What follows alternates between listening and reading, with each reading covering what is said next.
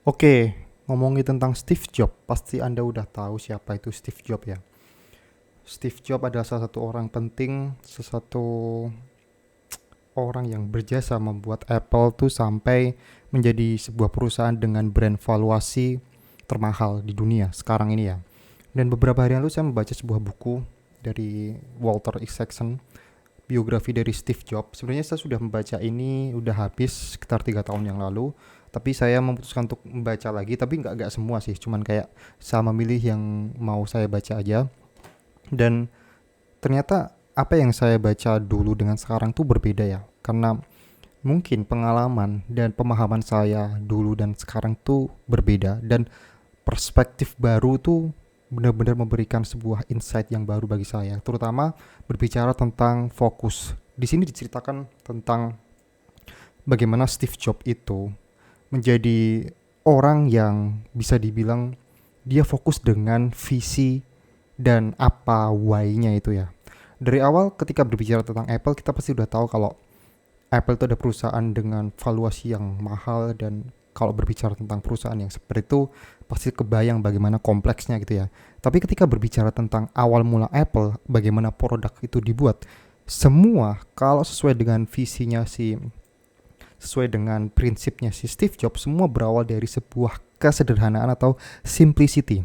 Jadi memang fokusnya si Steve Jobs ini benar-benar ingin membuat produk Apple itu minimalis, membuat produk iPhone itu minimalis. Dan ini sesuai dengan apa yang menjadi prinsipnya, yaitu ketika dia memiliki prinsip bahwa fokus itu bukan tentang mengatakan ya pada banyak hal yang bahkan bagus untuk sekarang, untuk hal yang ingin difokuskan. Tapi fokus itu adalah ketika ketika kita berani mengatakan tidak pada hal-hal yang bahkan bisa dibilang bagus bagi kita. Tapi kalau tidak sesuai, maka kita harus berani mengatakan tidak. Intinya adalah fokus itu adalah how to say no menurut Steve Jobs. Dan ini memang diceritakan bagaimana si Steve Jobs ini dulu ketika ingin membuat iPhone, ketika ingin meluncurkan iPhone, zaman itu sekitar 2007-2008 kalau nggak salah ya. Waktu itu adalah trennya BlackBerry, trennya HP-HP misalnya yang touchscreen, HP-HP PDA yang ada stylusnya itu ya, yang ada penunjuknya itu, atau kalau BlackBerry yang keyboardnya QWERTY gitu ya. Nah waktu itu si Steve Jobs ingin membuat iPhone karena dia berpikir bahwa iPod ini lama-lama nanti akan ditinggalkan karena udah mulai banyak HP yang udah ada fitur MP3-nya. Dan dia melihat dari tren bahwa kamera digital, kamera-kamera itu juga udah mulai ditinggalkan gara-gara HP udah mulai ada kameranya. Dia berpikir sesederhana itu, sesimpel itu. Jadi sehingga dia ingin membuat sebuah HP yang memiliki fitur yang ada MP3-nya juga, yang ada yang makanya bisa dibilang kan waktu presentasinya itu adalah sebuah iPod yang bisa digunakan untuk menelpon. Nah, ketika proses pembuatannya itu banyak sekali masukan-masukan dari insinyur-insinyur, orang-orang terbaiknya Steve Jobs yang ada di Apple, yang menyarankan bahwa iPhone ini lebih baik diberikan stylus misalnya touchscreen, sehingga membantu si user ini agar bisa lebih cepat memilih di layar sentuh itu ya. Atau ada juga masukan bahwa sekarang kan eranya BlackBerry. Semua orang menyukai BlackBerry dengan keypad QWERTY-nya itu. Maka iPhone pun juga harus seperti itu, harus ada keyboardnya, harus ada keypadnya gitu ya, QWERTY gitu ya.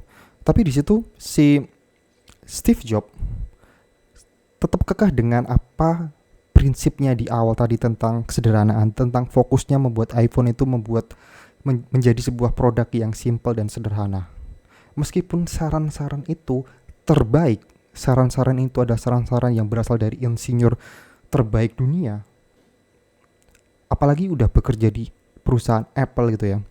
Tapi ketika itu si Steve Jobs berani mengatakan tidak pada hal yang tidak relevan dengan prinsipnya, sehingga dia sangat fokus dengan apa yang dicita-citakan membuat iPhone itu sesederhana mungkin, seminimalis mungkin. Dan awalnya banyak orang yang meragukan si iPhone ini laku terjual ya, karena harganya juga mahal, $500 pada waktu itu, udah cukup mahal gitu ya. Tapi buktinya iPhone menjadi HP yang terlaris yang dijual waktu itu sekitar 90 juta unit. Ini bukti bahwa ketika si Steve Jobs ini fokus dengan apa yang dia kerjakan, dia menolak semua ide-ide brilian. Oke, mungkin jadi kesannya si Steve Jobs ini anti feedback ya, atau tidak mau menerima masukan dari orang lain. Tapi memang ketika di kehidupan kita, kadang kita itu seharusnya memiliki prinsip, memiliki why, memiliki visi sekuat dari Steve Jobs, sehingga ketika ada banyak sekali masukan, banyak sekali feedback yang kesannya tadi itu baik, di awal kita tahu itu baik, tapi kalau itu mengganggu, itu benar-benar membuat bingung, maka kita harus berani mengatakan tidak, dan kita harus kembali pada fokus kita. Karena banyak sekali kasus ini di kejadian-kejadian real itu ya. Seperti pengalaman saya dulu. Ketika saya dulu sebelum bikin konten di YouTube, saya itu dulu ngeband. Nah, saya dulu anak muda yang ngeband, suka nongkrong. Kemudian saya berpikir bahwa saya pengen fokus ngeband, pengen fokus bikin album yang baik gitu ya. Nah, alih-alih saya itu fokus bikin karya, fokus bikin lagu, tapi saya tuh malah melakukan hal yang lain. Contoh, saya fokus nongkrong, menjalin relasi. Terus saya fokus datang ke gigs teman-teman agar diajak main ke gigs teman-teman yang lain. Terus intinya adalah menjalin koneksi, nongkrong biar diajakin main di gigsnya, saya tadi sudah bilang ya. Kemudian bagaimana cara belajar sosial media di band saya memikirkan semua itu. Itu kesannya baik, kesannya ada hal yang positif kan, karena kita benar-benar mengurusi semua itu demi band. Tapi saya jadi gagal fokus dengan apa yang menjadi visi saya, apa yang seharusnya saya lakukan sebagai musisi, yaitu menulis lagu yang baik, menulis karya yang baik, menulis album yang baik. Saya malah jadi nggak fokus. Waktu saya habis untuk menjalin koneksi, menjalin relasi, kemudian nongkrong sana sini, kemudian mikirin sosmed dan lain-lain. Itu semua sebenarnya hal yang bagus. Saya nggak mengatakan itu nggak penting ya, itu penting. Menerima masukan orang lain itu juga penting. Tapi ketika fokus kita nggak sejalan dengan yang hal-hal yang masuk tadi, tentu saja ini akan mengganggu, tentu saja ini akan merusak apa yang ingin kita cita-citakan. Itu salah satu contoh. Ada juga contoh saya dulu ketika saya menjadi YouTuber, ketika saya memutuskan untuk all in di YouTube 2 tahun lalu. Saya pun fokus mengatakan bahwa saya tidak ingin bikin konten di sosial media lain, tidak di Instagram, tidak di TikTok, tidak di LinkedIn, tidak di Twitter. Seolah-olah saya fokuskan.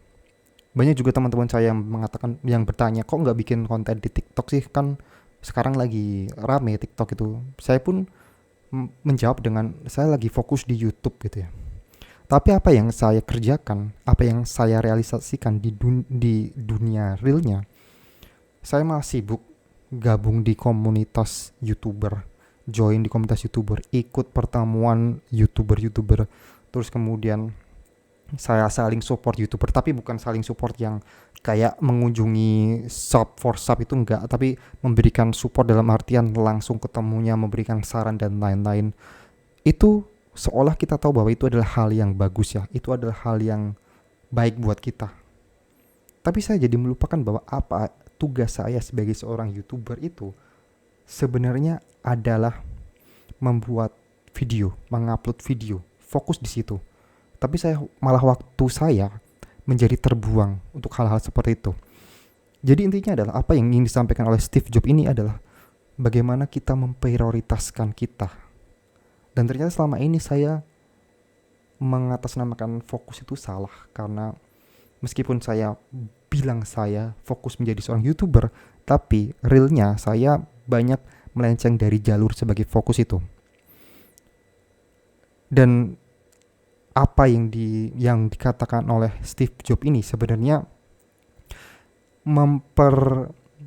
mempersimpel, menyederhanakan apa yang akan kita kerjakan, bukan membuat kompleks. Katakanlah kalau misalnya saya adalah seorang YouTuber, ya udah tugas saya bikin YouTube. Titik, udah kan. Oke, memang belajar untuk meningkatkan video itu penting.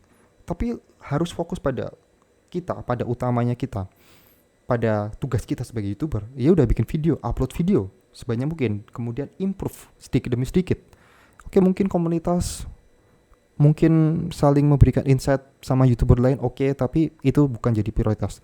Bahkan sebenarnya kalau misalnya Anda mencari tahu orang-orang YouTuber yang konten kreator yang top itu, rata-rata mereka memang ada beberapa yang memang berkomunitas, tapi mereka memiliki sebuah fokus yang tinggi dalam membuat konten, memproduksi konten. Sedangkan itu adalah suatu hal yang miss pada saya, karena saya tidak bisa memprioritaskan apa yang seharusnya diprioritaskan. Katakanlah saya berikan banyak contoh ya. Anda adalah seorang penulis, Anda bercita-cita, tahun ini saya fokus akan menulis sebuah buku, titik.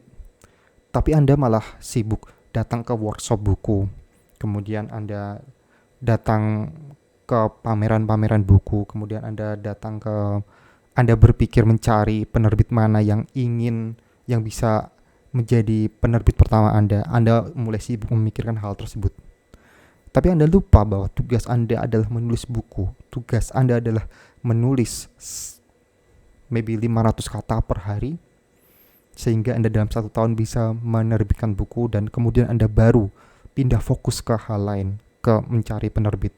Tapi at least Anda udah menulis sebuah buku. Dan kadang hal-hal kayak gitu tuh seperti kayak datang ke workshop buku, datang ke mencari penerbit, itu malah membuat wasting time, membuang-buang waktu.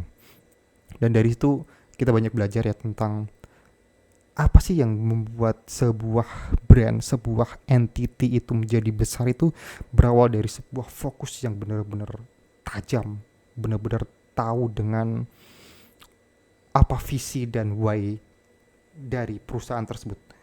Dan mungkin Anda berpikir bahwa kalau kita jadi menolak hal-hal baik tersebut, kita jadi seolah-olah kayak seperti yang dibilang Steve Jobs tadi ya, seperti yang dilakukan Steve Jobs tadi, kita jadi seolah jadi anti kritik, anti feedback, anti masukan dan lain-lain. Kita jadi tidak berkomunitas, kita tidak menjalin ke dunia luar, tidak menjalin koneksi dengan dunia luar. Ini agak tricky untuk menjawabnya, karena kalau kita mengiyakan semua hal, kita jadi kehilangan fokus kita. Tapi ketika kita mampu memfilter, Anda harus memilih hati-hati. Di sini juga dijelaskan pada Steve Jobs bahwa dia mengatakan bahwa Anda harus memilih dengan hati-hati aktivitas mana aja yang sesuai dengan visi Anda, sejalan dengan misi Anda, visi Anda, tujuan Anda, why Anda. Karena banyak hal yang seolah-olah baik, seolah-olah ini positif, tapi sebenarnya ini cuman kayak time sucker buat Anda, penghisap waktu Anda. Anda harus benar-benar berhati-hati untuk memilih, mengiyakan segala hal, mengiyakan sebuah hal, banyak hal dalam hidup Anda, dan Anda harus berani mengatakan no buat apapun gitu ya. Karena itu akan mempermudah Anda menyederhanakan apa yang seperti yang dibilang Steve Jobs. Anda jadi tahu kemana gitu ya. Dan kalaupun ada feedback yang masuk, pastikan Anda menerima yang sesuai dengan why Anda, dengan visi Anda. Karena kita tidak mungkin juga menolak semua feedback. Jika feedback itu bagus, katakanlah fokus menulis lagu. Ada salah satu teman Anda yang memberikan masukan, soundnya seperti ini dah, ini teknis tentang musik, teknis tentang membuat lagu. Anda mungkin bisa menerimanya, Anda mungkin bisa mencatat itu sebagai masukan untuk menyempurnakan apa yang sudah diberikan. Dan feedback itu adalah hal yang bagus, asalkan kita bisa memilih feedback yang bagus, yang tidak menghalangi visi kita, misi kita, why kita. Oke? Mungkin itu yang bisa saya ambil dari pelajaran dari buku ini, Steve Jobs, tentang fokus. Lain kali Anda, kalau misalnya Anda sedang fokus dengan hal, katakanlah Anda mungkin sedang fokus untuk membangun bisnis, Anda fokus untuk belajar, untuk mendapatkan perguruan tinggi, Anda fokus di pekerjaan Anda harus berhati-hati dalam memilih hal yang kelihatannya bagus tadi untuk masuk ke dalam hidup Anda. Anda harus benar-benar tahu mana yang sejalan atau tidak gitu ya. Oke, mungkin video kali ini cukup sekian. Silahkan klik link email email newsletter saya. Saya menulis email 2 kali seminggu. Likes and subscribe jika Anda berpikir video ini bermanfaat. Sampai jumpa di video berikutnya.